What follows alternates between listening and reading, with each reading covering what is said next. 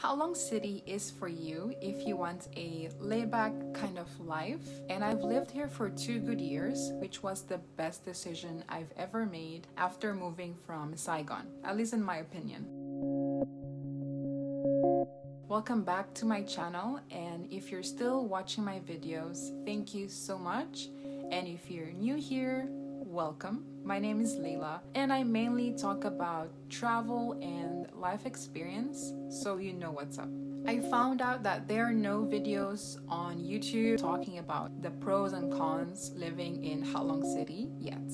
So I figured, why not make one? I'll try to be more detailed as possible, and feel free to DM me on Instagram if you have further questions. Let's begin. So to start, Halong City is located in Quang Ninh province, and it's basically divided into 2 districts. One is called Hong Gai. It's mostly where a lot of locals and expats are living, where there are more shops, restaurants, and schools are located. Meanwhile, there is Bai Chai. Locals calls it a tourist hotspot, and it's true because it can get touristy during the summer/holiday season, especially when there are lots of buses, and very quiet, super quiet in its non-peak season. This is also where the ports and harbors are located for people to get onto cruise ships, to the bays, and different islands. As of now, there are less than 15 apartments and hundreds of hotels to choose from. Both districts are connected by the Bai Chai Bridge, and it's easily accessible. It takes 30 minutes to go back and forth. I'm starting off with the pros. I'm not exactly sure where to categorize this, but we all have different preferences. I love small cities compared to the big ones, mainly because it's more spacious, roomy, and this is what Halong City has. So during my long stay, I've never experienced flooding, which is a plus point. And I would say that the roads and overall area per square meter is large, meaning it's not as crowded and cramped as people living in Hanoi and Ho Chi Minh City in some parts. This is something previous, but I would like to touch on the COVID-19 lockdown subject that we all had experienced. Bigger cities such as Hanoi and Ho Chi Minh City were pretty much restricted by the government police patrolling around, having the residences locked in all day with a curfew and medical staffs trekking door to door for positive cases every day.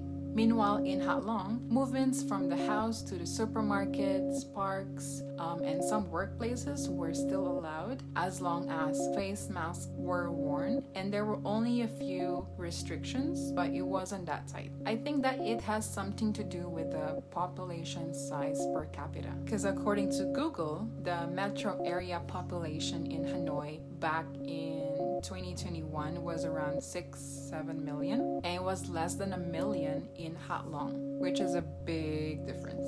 Speaking of the small population size, I wouldn't say that we know each and everyone, but you'd see a familiar faces here and there. When you live in Halong City, you are just a few minutes away from the bay view and the beach. I lived in an apartment in Bai Chai on the 26th floor, 27th being the highest. And the balcony has this picturesque view of the bay. Now, depending on the weather, you can see it clear when the sun shines and foggy when it's going to rain. Moreover, the air quality is much more fresher due to the large number of trees around and the soothing sea breeze. Very relaxing if you ask me.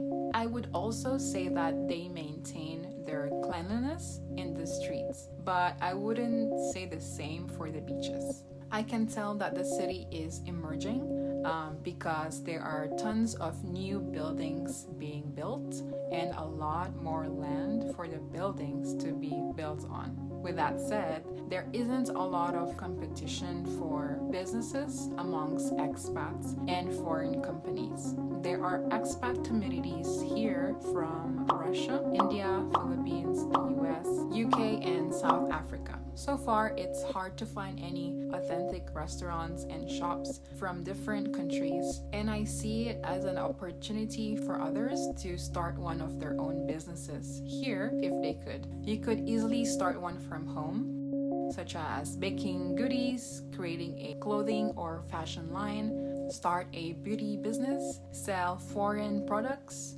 exporting goods, or even open a computer repair shop to assist English-speaking customers, whatever fits the bill. All these can be found in Hanoi and Ho Chi Minh City, but not in Halong City. In terms of teaching, cover classes are available if you have direct contacts, but it's not very often. Also, the competition amongst us teachers is, I'd say, from low to medium, as there aren't many ESL teachers around.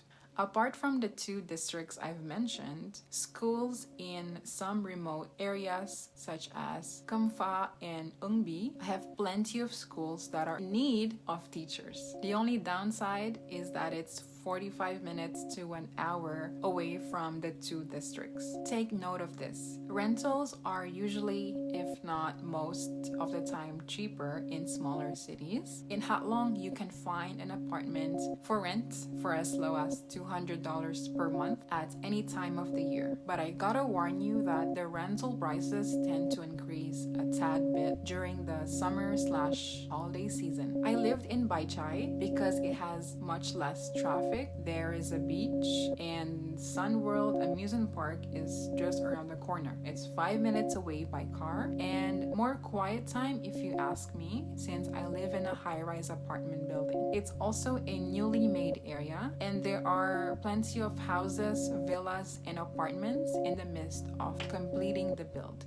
For $230 in the year 2021 until 2022, I rented a 2-bedroom, 2-bathroom, fully furnished apartment unit for a month with my partner. The lease was for a year and it's extendable, and the condition was to pay 2 or 3 months in advance with 1 month deposit upon signing the contract, which we both were happy with. If you're lucky enough, you'll get a landlord who'd be willing to fix or replace items that are broken free of charge, and wouldn't mind if the rental had to be paid a few days late. When finding your own stay, be sure to also ask whether it's equipped with Western type or Vietnamese style furniture, because the homeowners have their own sense of design and style. The big difference that can be seen is the type of mattress. Western type will have a comfy, springy mattress with a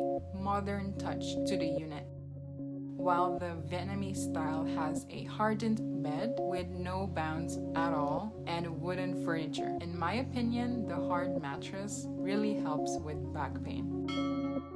Number 1, if you plan or already live in Halong City, I'd recommend you to visit these places during your off day or break to enjoy the beauties of the province. Number 2, there are plenty of seafood restaurants here, and with various options at an affordable rate. I'd recommend the seafood buffet in Vincom Plaza. It's called Buffet Haisan, and it literally means seafood buffet, and it's located on the 4th floor of the mall. They serve all kinds of food, well, mostly seafood found in Halong. Beef stew, there is a hot pot option, and my favorite is their clams. From what I remember, it costs 300,000 Vietnamese dong for lunch and 330,000 Vietnamese dong for dinner per person. Let's now discuss its cons. Halong City is said to have an incredible bay landscape and one of the best places to swim in Vietnam, with numerous beaches